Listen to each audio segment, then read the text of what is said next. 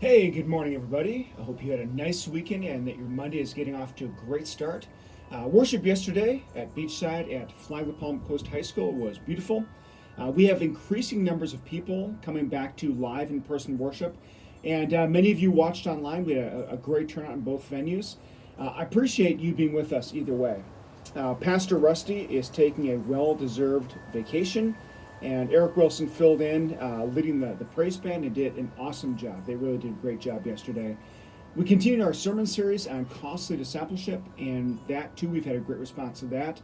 So I appreciate you guys tracking that and following along with that. With our daily videos this week, I'm going to do something a little different.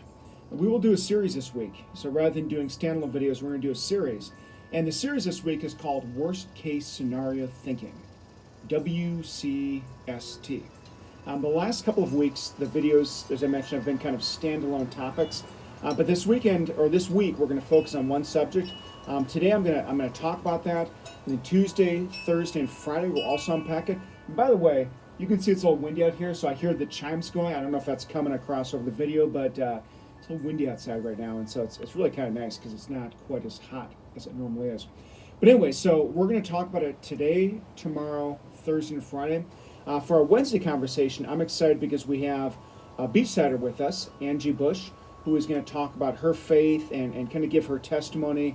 And so Wednesday, the conversation is going to be different than our weekly series, but we'll be doing this today, tomorrow, Thursday, and Friday. So today, I'm going to introduce the topic, worst case scenario thinking. It's a mouthful. Worst case scenario thinking is the tendency to think about the worst possible outcome and then to live our lives based on that possibility. We do it individually and we do it collectively.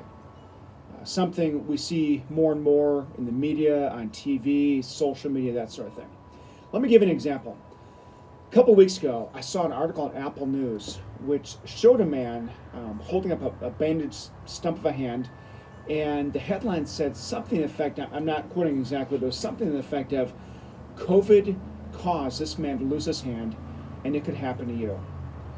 Now, I don't doubt for a second this man lost his hand due to COVID. Obviously, it's a disease we're still trying to understand. In any sickness, whether it's COVID or something else, you can have complications, you can get infections, horrific things can happen. His outcome was horrific, and I feel bad for him.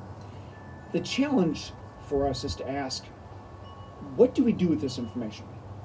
How am I supposed to process the information that this man lost his hand, and then that sensational headline, this could happen to you as well? Now imagine if the headline had been, about something different.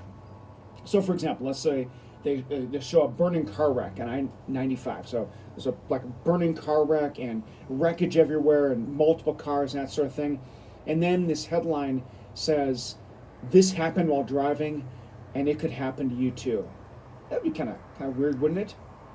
Or how about showing a plane crash with a real stern warning? This could happen to you if you fly in an airplane. Now imagine the complexes we would create for people who are already kind of worried about flying. Worst case scenario thinking takes the most extreme outcome and obsesses with it and teaches you to live life accordingly. It teaches you to prepare for the worst possible outcome. Which isn't, that's not a bad thing to prepare for the worst possible outcome. But the problem is it takes it another step further and teaches you that this unlikely outcome is likely, or even most likely. I remember when I was a kid learning about sinkholes and being absolutely terrified. The idea that the ground could open up at any moment and just swallow cars and homes and people, that was an awful thing to learn as a child. It doesn't matter that it's incredibly rare.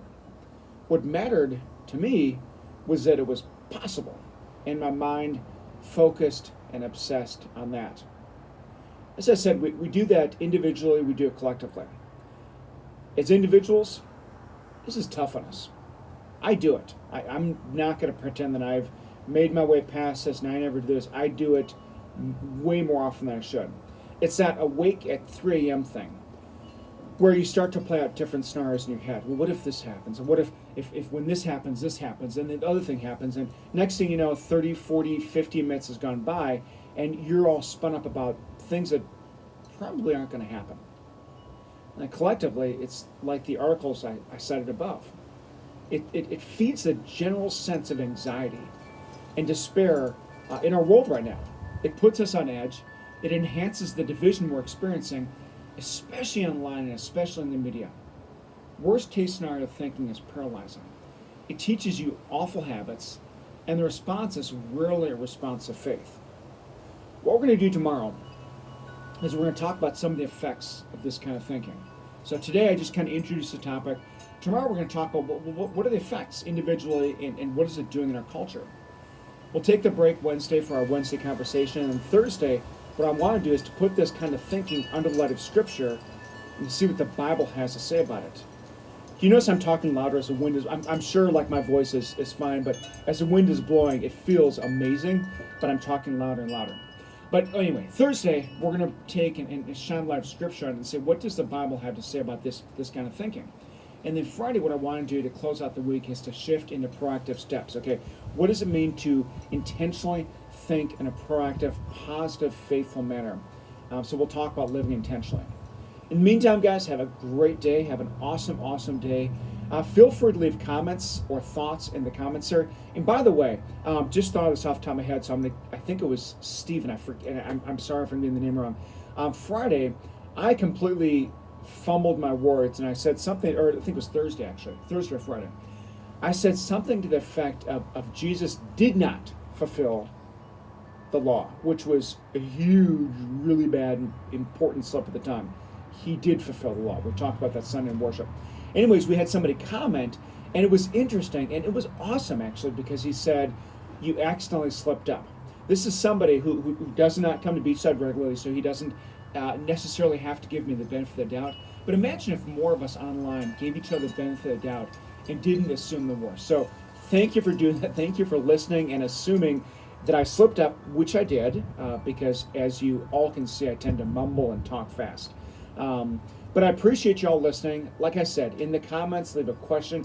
If you have a deeper or more specific question or just don't want to put it online, feel free to shoot our Facebook page a question. Many of you are Facebook friends with me online. You can shoot me a question in my inbox. If you're not friends with me, feel free to friend me, and we can have a more specific or deeper discussion on some of these questions.